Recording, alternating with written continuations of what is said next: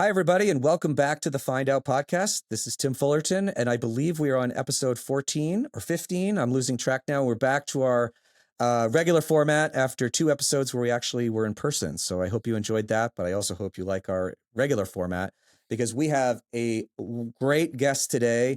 One of the people who probably knows more about U.S. politics than pretty much anyone else. He's been a reporter for a long time, worked at CNN, Wall Street Journal, New York Times, and now is at Zateo and also has his own podcast called Bedeviled. It is John Harwood. John, thanks for joining us today. Hey, thanks for having me. Yeah. So as somebody who knows a lot about DC, you've written a couple of articles recently that I want to talk about, which are on Zateo, and you guys should go check it out. Really about one, what MAGA really means about America. And then another one where it was talking about how Trump is actually leaving these folks behind. So how do we sort of jive the two of those pieces together where they're not really getting what they think they're getting, but this is also endemic of a problem in the United States. So I'd love for you to sort of walk us through a little bit of that. Well, it's sort of a two-step that Trump is doing, which is that he has attained control of the Republican Party. The Republican Party, over the last 60 or 70 years, has been amassing support among blue-collar whites, conservative whites, particularly in the South, but not only in the South. Um, After the civil rights movement came along and Lyndon Johnson put the Democratic Party nationally definitively on the side of civil rights, that created a realignment. And as part of that realignment, Republicans became the majority party. That sort of changed. Bill Clinton sort of pushed back against that, redefined the Democratic Party in ways that allowed him to um, uh, deconstruct that natural Republican majority. And then all of a sudden, as the country was changing demographically, um, Democrats had the natural, the presumed majority in a popular vote sense in elections beginning in 1992. Um, Trump came along at a time when the Republican Party was trying to figure out, do we stick with the old formula, or Mitt Romney, having just been defeated by Barack Obama in an election we thought we were going to win, do we need to modernize our party, change the party so that we had more appeal to young people, to gays, to non-whites, to women, and that was, in the view of the party leadership in that moment, the key to making the party viable again. Donald Trump came along and smashed that idea to bits because he, with a sort of supercharged appeal to those blue collar whites, was able to get more of them out to vote uh, and narrowly won, not the popular vote, but an electoral majority against Hillary Clinton.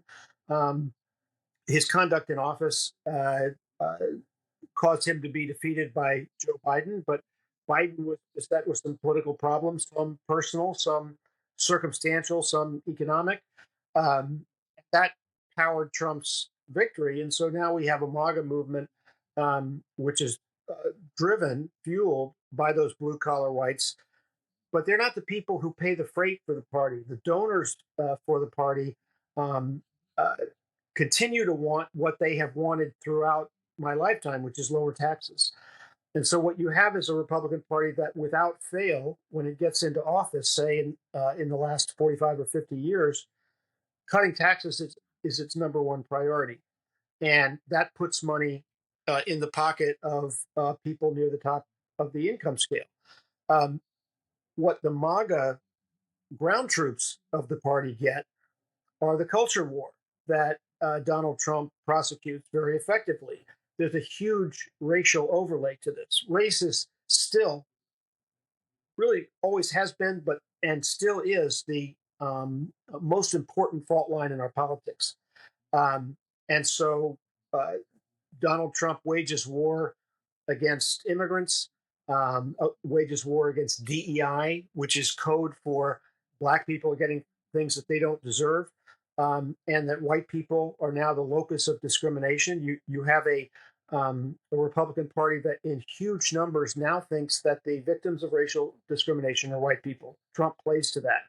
and that's what he offers those voters, which is the emotional satisfaction of somebody standing up for them, hurting the people they think have been taking things from them. Meantime, Trump's taking money out of their pocket. I was just going to say that we got into this in a recent discussion of, to what degree is the cruelty the point? And I think, with 50%, maybe 30%, 70% of MAGA supporters, I think the cruelty is the point, and they are personally angry, racist, homophobic, and they personally want that other person to suffer for being weird or gross or wrong or whatever dumb reason that they have in their mind. However, I think I think the people that we can at least try to influence or win back, dare I say, it's just a conversation of scapegoating, and Trump has so successfully manipulated them into believing that the only reason they are personally suffering is because of woke or DEI or feminists or gay marriage. Like it's just pick your poison over the last 30 years. How do we more successfully have that conversation around who is actually to blame? Because we all know who is to blame for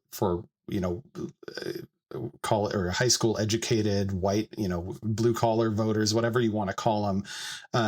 We all know that the reason why they're suffering economically is because of Republican policies, and yet we have been terrible at actually communicating that argument as a party. And instead we're saying like, oh, we hear everybody's hurting, and we feel you, and we want everyone to be equal, and we play right into the talking points of the Republican Party, all the way to where Gavin Newsom is now, siding with all of the Republican voices against trans people, even though that's just a abusive distraction.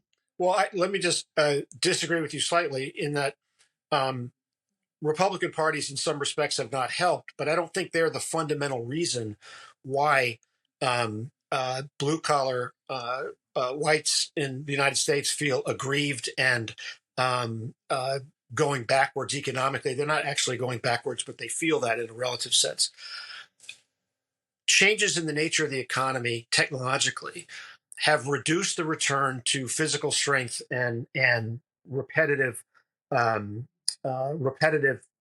tasks that like assembly lines that require sort of physical manipulation of objects. Um, we're in a knowledge economy now, and people who are less educated are going to fall behind in a knowledge economy. And we see that happening not just in the United States but around the world, no matter who is in charge. And so you get this a common populist reaction in many parts of the world that resembles what's going on in the United States. Um, I think the question is for Democrats is to figure out how to make the case that they are the ones attempting to assist those voters and not hurt them. And what Trump has done is convince people that they're hurting you because they're elevating other people. Um, and what Democrats have tried to do is say, well, we are going to put factories in rural areas and in red states, and we're going to provide higher tax credits and expand rural broadband and all those sort of material things. But they haven't been voting on those material things. Joe Biden had a live experiment for the first couple of years of his presidency of to what extent would putting money in the pocket of those voters change their attitude toward the two parties, and it just didn't change it at all. So what I you're 100% right, and it's as somebody that's worked on a few I was in the Obama administration, and then doing the white dude stuff last fall. I struggle with what the right answer is here, because you're right. Like I think the IRA and the what was the other bill?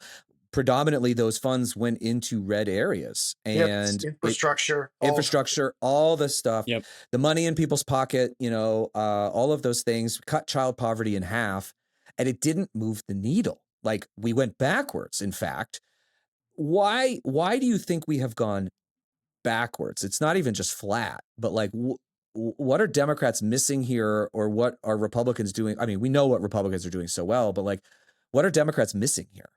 Well, I think putting it in perspective, Bill Clinton and Barack Obama were exceptionally gifted people, talented politicians, very smart, very articulate, very much able to make the case and communicate the case. They won. They both won national elections twice. Hillary Clinton and Joe Biden were not in their league as candidates. You know, Joe Biden. I covered his first campaign in 1987, and I covered his before you guys were born, and covered his campaign in 2007, 2008. They didn't go very well. I thought it was a mistake for him to run in 2020 because I thought he was going to be humiliated in the race. And I sat down with him in September 2023 and said, I have to acknowledge how wrong I was, because as it happened in that moment, given who Trump was and what he had done, given the pandemic, given the nature of the two parties, a older, moderate figure like Biden was able to win the nomination and win the general election. But that didn't make him a great candidate or a great politician. He performed effectively as president. He got a lot of things done. But when you got to 2024, you had a couple of things in particular going on. One was there was inflation in the United States, which felt shocking to people who for 30 years had been used to not having inflation. So that was a new economic phenomenon that tended to overpower low unemployment and rising wages, especially at the bottom of the income scale. And so that was a negative hanging over. I think there's a lot of disquiet in the country that is a hangover from the pandemic itself. It disrupted life. It took kids out of school.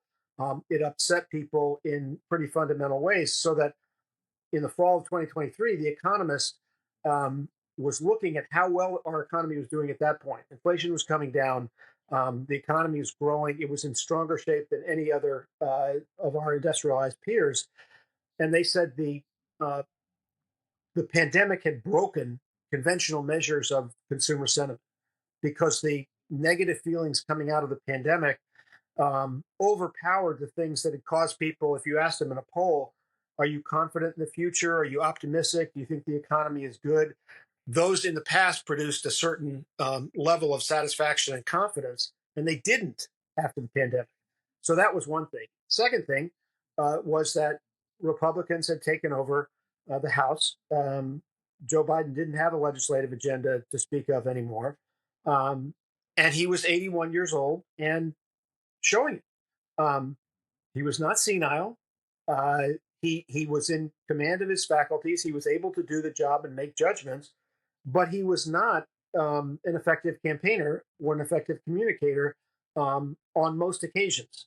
And so that, created a problem and a barrier that allowed Trump to come back from stuff that I sure as hell thought he couldn't possibly come back from after he lost and the insurrection, et cetera.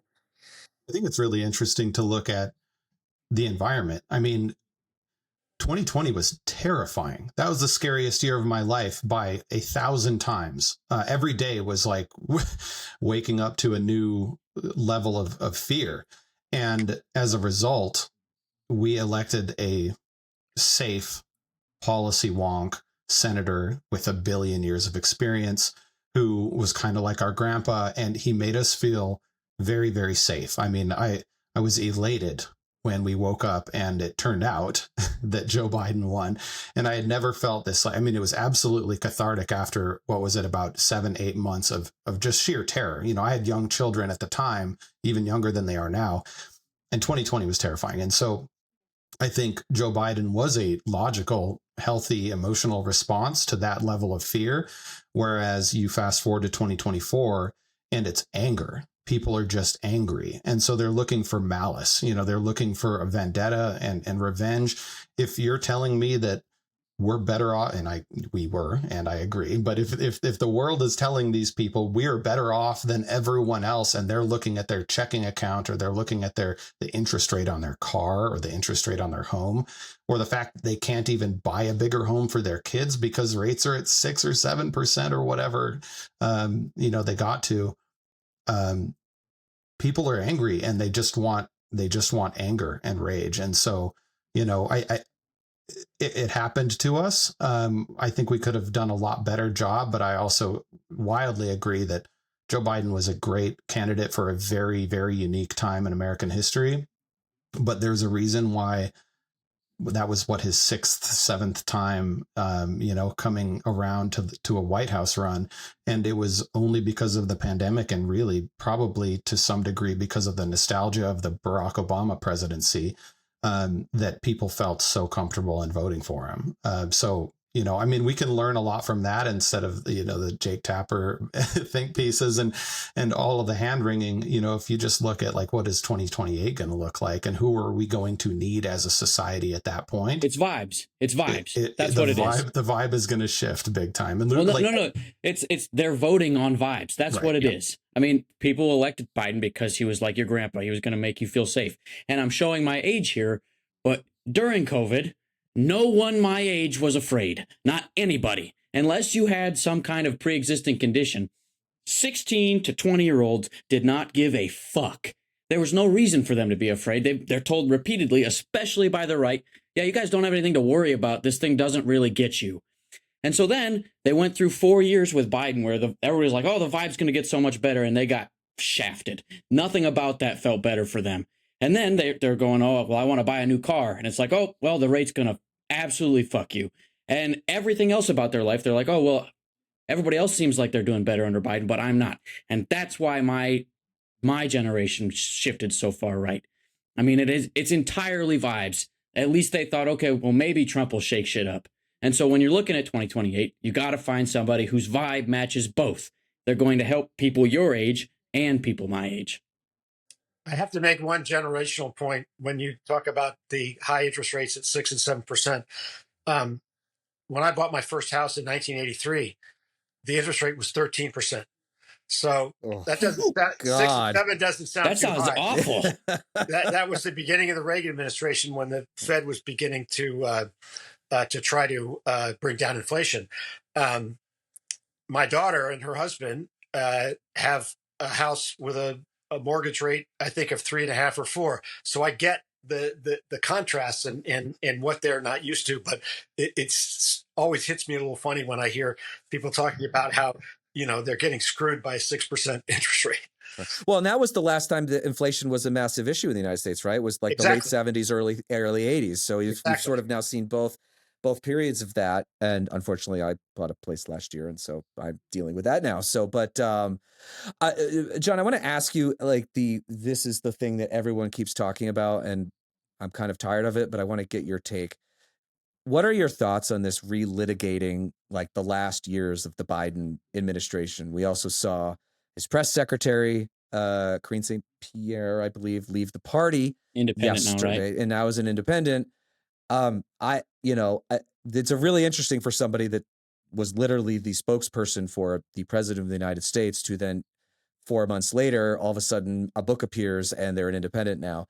I'd just love to hear your thoughts on this whole relitigating and that piece as well. Well, I haven't seen much about the content of Karine's book, so I don't really know how to evaluate it. Some people are saying she's criticizing the party as opposed to Biden. Set that aside. I think this whole discussion about a, quote, cover up of Biden's cognitive decline is ridiculous and way overhyped. Okay. There are a couple of perspectives I bring to that. One is I interviewed the guy in September of 2023. And look, he doesn't communicate as well as he did when I talked to him in 1987 or in 2016. The last time I sat down with him in 2019. He wasn't as good even as he was in 2019. You get older. The presidency ages you. He walks slower. He was physically diminished. and his communication was diminished. And I'm perfectly willing to believe that somebody like him has good days and bad days. On the other hand, I believe that he was in possession of his faculties. I think he was able to process information and make decisions. And I think the relevant parts of Joe Biden's aging were evident in public. I mean, even if you don't do a ton of interviews, you do some, and people see you. You meet with world leaders, or you meet with legislative leaders, and some of that interaction occurs in public. And I don't think there was a whole lot that was hidden. It was how people interpreted what they were seeing, and there was also the force of inertia here in the following sense. For the reasons that you guys talked about, and I talked about, he got himself elected president. He liked the job. He was performing effectively in the job. He wanted to keep the job. That wasn't about the head of the Democratic National Committee saying, oh, we're going to keep stuff quiet and keep him, or Chuck Schumer or Nancy Pelosi or anybody else. That's a decision singularly that is possessed by the president. And if he wants to run, nobody can stop him from running. And so that was the situation. He had a surprisingly good midterm in 2022, and he made the decision to run. Over time, he did not perform as well as he had hoped to as a candidate. And then we all saw what happened in the debate. Now, I will say, though I did talk to him a year earlier, I was shocked by what I saw in the debate. Yeah. I had zero expectation of that. Mm-hmm. So is it possible that he eroded at an accelerated rate in that year? Yes, sure, that's possible. Can we say now, as we look back, that he shouldn't have run? I think people can agree on that. But I think the reasons for why he ran and why he was the nominee have much, much less to do with conspiracy or, hiding the ball than the fact that he'd gotten himself to the White House and he wanted to stay there. And so if that's the case and you work for a president, you try to do what you can to help him and make him look good. Some people might have expected that Mike Donilon and Steve Ricchetti and Ron Klain would go out and quit and have a press conference and say, want everybody to know this guy shouldn't run for a second term. I think that's an unrealistic expectation for people to have for those who work in the White House. I think what is upsetting to me about Joe Biden running a second time is that when he ran in 2020, he proposed himself as a transitional candidate. He would be I think was the word he used. Yeah, he would be a transitional president. He chose a vice president who was younger and different from him in many, many ways. And he was not that. He was, and I agree with you, John, he was an effective president. His infrastructure bill, accomplished everything that Donald Trump ever promised and couldn't deliver for his 4 years in the presidency, and more. And it was important stuff, too. Things like the CHIPS Act. That is not just about technology. It's about national security. Joe Biden made the United States a more safe place. He was an effective president. I am upset as someone who voted for him twice, including, plus in the primaries. I am upset that he ended up running a second time because I didn't think he was all there. I met him only once, very briefly in, I think, 2021. It was like the first White House event where they actually invited people. Mm-hmm. I shook his hand, and my 30-second interaction with him told me he's not the man that he used to be. I had seen him, live and in person several times before. 2021 you're talking about? Yes. Yeah. Mm-hmm. As either 21 or 22. It was whatever was the first time that the White House grounds was really open to a lot of people.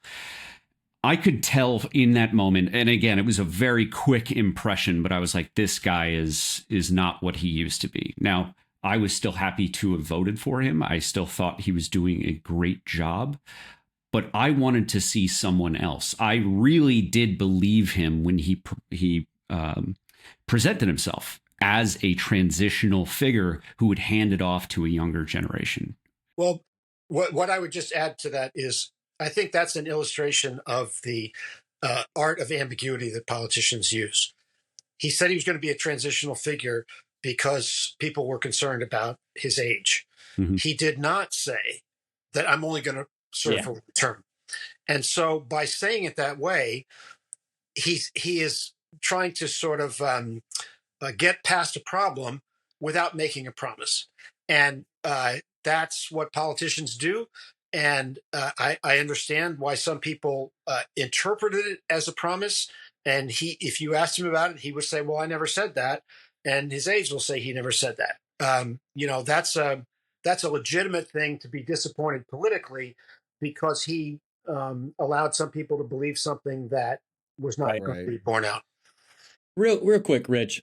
Are you and I the only one in this call who have not shook the hand of a sitting president? Actually, I haven't. That's a cruel question, and I was feeling attacked. No. I haven't. Think Tim has it. That surprises me. I mean, I've stood next to him a bunch, but like usually when you're staff, you don't go up and you never shook Obama's hand. What, rub elbows or what?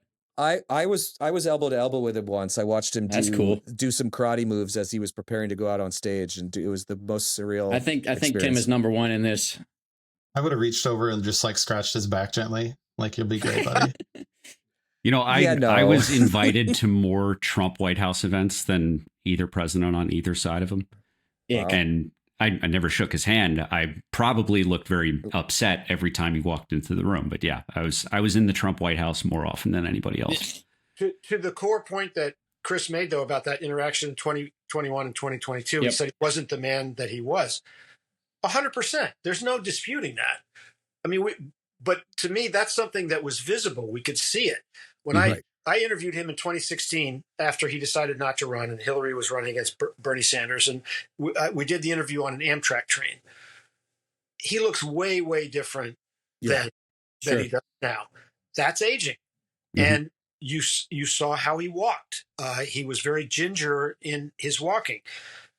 I mean, I still think that you have to consider somebody who can fly around the world, deal with world leaders, deal with Congress at age 81 is a pretty high-functioning 81-year-old person. Nevertheless, time takes its toll. If he had been elected to a second term, I think his ability to serve very much in doubt to the end of his term. Like, do I think he would have been an effective president at age 86? No, I don't. And so that's an argument for him not running. But that's different from whether he was capable of doing the job while he had the job. On the other end of that, people are saying like, oh, well, it was undemocratic that Kamala Harris came in. Like she was on the primary ballot in New York, and I voted for her in the primary in 2024. Yep. So,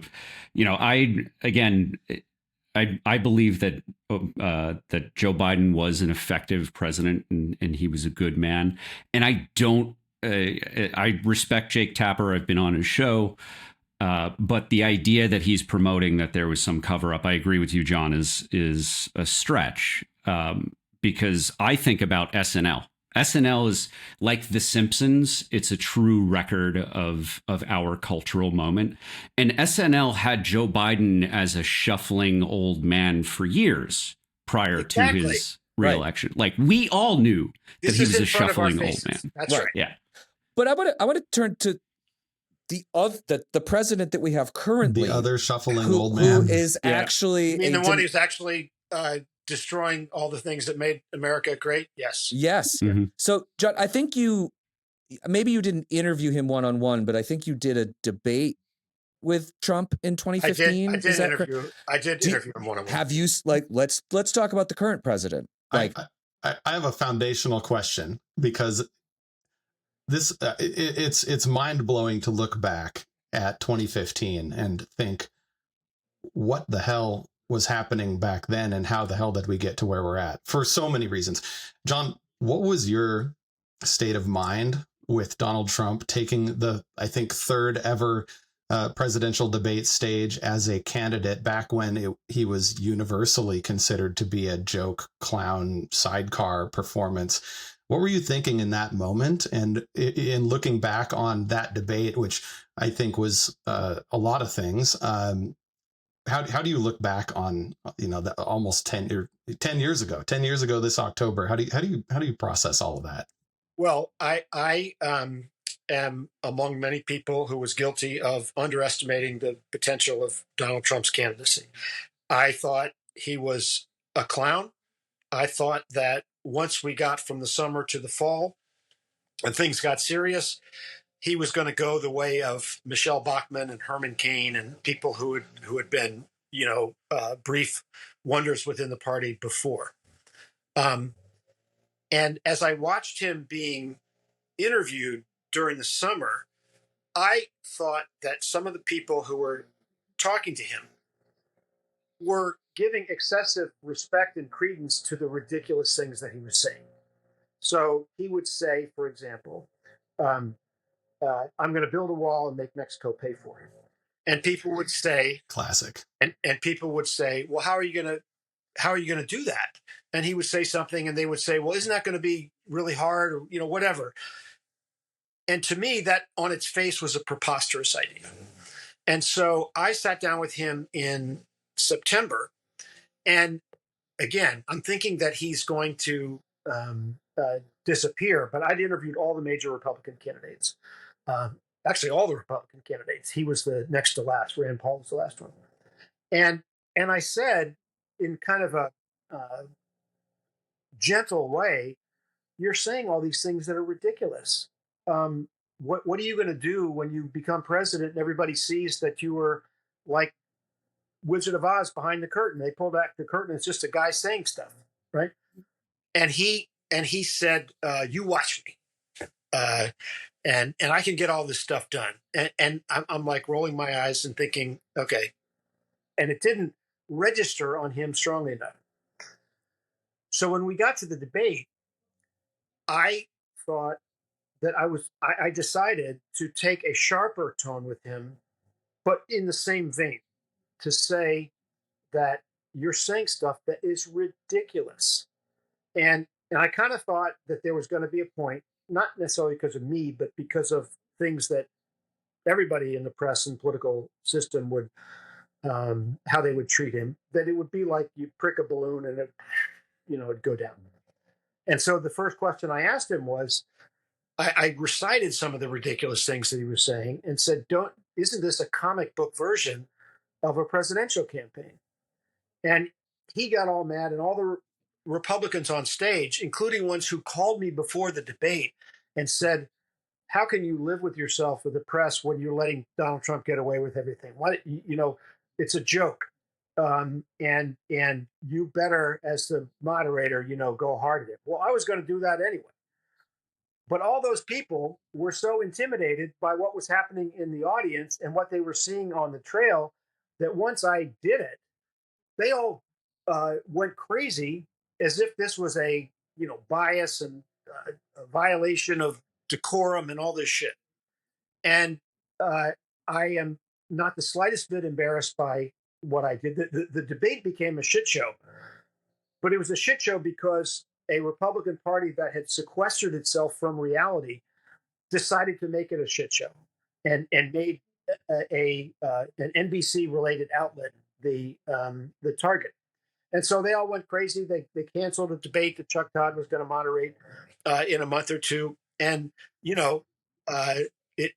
was nuts, but that was my thought. And I was completely surprised that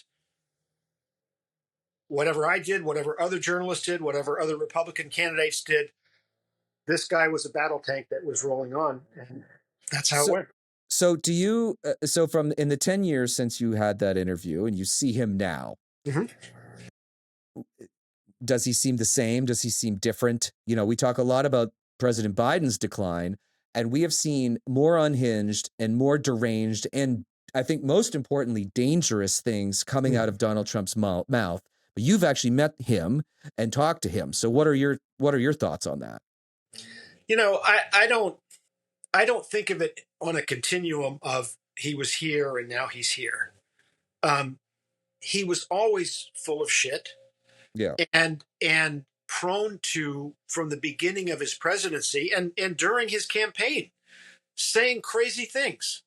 But you had a progression. He was saying crazy things in the campaign. He's a candidate, so what? Then he gets elected, and he's still saying crazy things, but he's got some mature people around him who can stop him from doing the craziest things. And then he has this period between his presidencies when his legal troubles accelerate and he fights back and decides he needs to be president again to stay out of jail and all that. And he fashioned an administration where nobody's going to restrain him. So is it possible that Donald Trump is declining in his cognitive ability? I guess. But to me, that's not the relevant thing to talk about. The relevant thing to talk about is the what motivates him, the revenge, the retribution, the racism, and the fact that he's got a whole party now that will not stand up and talk to him, and a lot of them, not all of them, but a huge percentage of the party likes the terrible qualities that Donald Trump has brought to the presidency.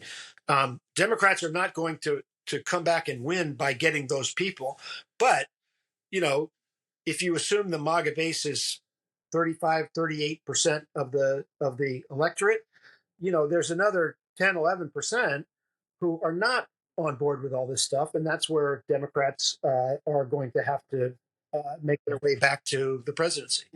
John, I've got a question for you. So I think that every accusation that Donald Trump makes is a confession. And we just saw, as we're recording this, I think this happened last night, where Trump is ordering an investigation into Joe Biden and the administration. Well, he's a robot. He's a clone robot. That's what he's been obsessed with, this idea of the auto pen, which he apparently, after 4 years of being in office, just discovered the auto pen. I don't think that's true. But I get the sense that Donald Trump isn't like, he's driving the vibe, but I don't think he cares or knows about policy whatsoever. Correct. Am I right in thinking that it is really Stephen Miller, Elon Musk, and those around them who are more like, well, yeah, okay, Elon's out and they're having a Twitter tiff. Like I just saw while we were doing this that he tweeted that the reason that the Epstein files aren't coming out is because Donald Trump is in them. And he said, save this tweet for later. That's an acceleration. Okay, so that's different from yesterday. That's different from yesterday. Yes, maybe Elon is not still in, but that goes to the base of the question. Is it really the staff around him? There used to be the so-called adults in the room who barely restrained him. Is it now the Stephen Millers of the world who are committed white nationalists, racists, pro, I would say, as someone who knows fascism and neo-Nazism and studies it quite closely, I would say that Stephen Miller is like pro-genocide. That's what a white nationalist is. It's the only way you get a white country is if you are pro-genocide. So is it Stephen Miller driving the bus and Donald Trump just tweeting? Like, is that what's going on right now? Well, I think a couple of things. Donald Trump has impulses and instincts that he acts on. He believes whites are superior to blacks. He believes certain, he talks about anti-Semitism, but he shows that he shares every stereotype everybody's ever thrown at the Jewish population. And so that motivates him. He's got this weird thing about tariffs. He is I think his principal skill is in ripping other people off. And he's done that throughout his business career, not paying his bills, scam university, all these sort of products. And so he gets off on making what he calls deals, which are really things that he can try to extort from other people. Now, as it happens, most leaders of other countries are fairly strong people themselves, and they're not giving him all that much. And except for some of these Gulf states, And he's just claiming that he is making deals or making victories, and it's just BS. But setting that aside, you do have committed ideologues, committed white Christian nationalists, Roosevelt, Stephen Miller, and these people are using Trump for their own purposes. And so I think that's what it is. I don't think, as a substantive matter, I mean, Donald Trump has. My belief is that Donald Trump has used illegal immigrant labor throughout his career, right? Oh yeah. Throughout his for career as a sure. builder, in his properties and all that. He doesn't have a principled objection to those people being here, but he is kind of a racist, and he sort of goes along with the idea that we need fewer, black and brown people in the country, and so he it doesn't offend him to tell ridiculous lies about Haitian immigrants in Ohio, or crazy stuff alleging people are terrorists when they're not, or gang members when they're not.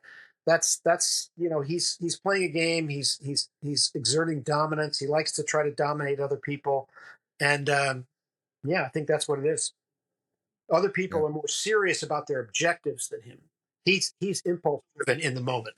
So when we look at how that policy comes to life, looking forward, I mean, we're laughing as a group because it's sort of a cynical, sad laugh, but laughing nonetheless. That they control the House, they control the Senate, they have a highly favorable Supreme Court, and he has his pick of any person he wants to surround himself with, and they just rubber stamp everything. And yet, he is, to my knowledge, yet to sign a single bill that is a real thing, and including extending his own tax cuts, which if they just did it free and clear, they could probably get away with it. But instead, they're trying to do all sorts of other stuff, including like protecting themselves from contempt charges and all that, things that won't even pass the bird bath, as they call it. How effective do you think? All right, let me rephrase that. Do you have any guidance or parting advice for people who are looking at this catastrophe of policyless leadership hit reality? How do you think this is going to go into the midterms and into 2028? And do you think this is going to set a favorable environment for Democrats to sweep in big, or is it, do you think that MAGA is more durable than I think it will be. Than we believe.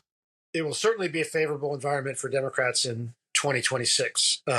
Very consistent historical pattern, consistent during Trump's first term. And certainly we've seen his numbers go down, not as much as many people thought they would. And they rebounded a little bit after he backed off the tariffs and stopped the tremendous gyrations in the stock market. So I think it's quite likely that Democrats will win the House in 2026. It's a very, very difficult road for them to win the Senate because of the nature of statewide elections and how many states Republicans have a functional majority in. I think 2028 is also likely to be a good year for Democrats. It's hard to look that far ahead. But I think, it's not irrelevant that when he got himself into the White House in 2017, he lost altitude every year since then. Right, he lost in the House in 2018, lost the Senate and his job in 2020, and I think the backlash which naturally happens to the party in power is going to be exaggerated because of how atrocious his behavior has been and how offensive it is to large numbers of people, and then I think, once you get a Democratic and Republican nominee in 2028, they will define their parties in new ways.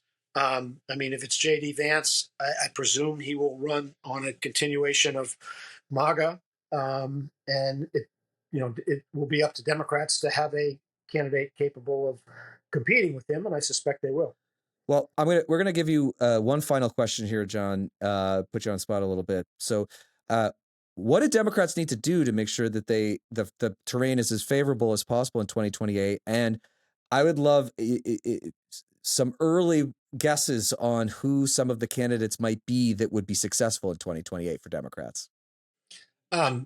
There's a reason why I'm not a political strategist, is because I don't claim to have great insight onto what will work politically for Democrats. But I would say that for Democrats to prosper heading into 2028, that they probably need to, in simple language, make clear what is objectionable that Trump is doing, how the rule of law is essential to the functioning United States and its prosperity, how American alliances are fundamental to our safety and have been for a long time, and how cruelty in public policy is unattractive. So if they can make that case in a plain spoken way that doesn't look like it's too out there and presenting a face to the country that 51% of the country cannot identify with, I think that's important. In terms of the candidates, I think I look at people like Mitch Landrieu, Interesting. Andy Bashir. I think Gina Raimondo is a very talented person who has a lot of potential. There are a lot of people who think that Gretchen Whitmer would be a good national candidate. Yep. I'm less certain of that. I think Josh Shapiro would be a potent candidate. I've heard the argument made that Democrats need to nominate another white dude to avoid some of the problems that they ran into in the last couple of elections. I don't know if that's the case or not. Pete Buttigieg is exceptionally gifted. And I think if you look substantively, communication-wise, brains, ability to synthesize public policy, I don't see anybody better than Pete Buttigieg. Can a gay man in 2028 win a national election? I don't know the answer to that. I'm determined to make sure the answer is yes. I am too. Rich and Luke are on the train. I'm staying undecided for now, and I think Chris is undecided as well because we have 3 years to go with this. But exactly. Well, all right. Well, John, we kept you a little longer than we said we would. Thank you very much for this. Folks, go listen to the Bedeviled podcast and John's content on Zateo. And I also want to mention one thing that, John, you probably don't even remember. And I just want people to know this because it meant a lot to me. So my father passed away about 2.5 years ago, rather unexpected. We had about 5 days notice. And John DM'd me a very, very lovely note that I actually read to my dad, literally probably in the last day that he had consciousness. And it really, and he knew who you were, and he was really happy to have that. And it meant the world to me that you would take, a couple minutes to write something. And I just wanted people to know what a good guy you were. So thank you for that. Tim, I appreciate that. Can I add one thing? Sure. That is sort of related to what you said. Yeah. A few weeks after the interview that I had with Biden in September 2023, completely out of the blue, feeling great, no symptoms whatsoever. I had a routine annual physical, and they found I had acute myeloid leukemia. Oh. I immediately went into Johns Hopkins for chemo and radiation, stayed there for a month, and then in February of 2024, got a bone marrow transplant from my daughter, who was 30 years old. That was a complete success. The doctors think they have cured me. Bone marrow transplants are curative for most AML patients who get them. And so I'm happy just to be here. But it gave me a greater identification than I had before with staring mortality in the face. And the experience that you had with your dad is part of that. I had the same thing with my own dad. So just wanted to make that point.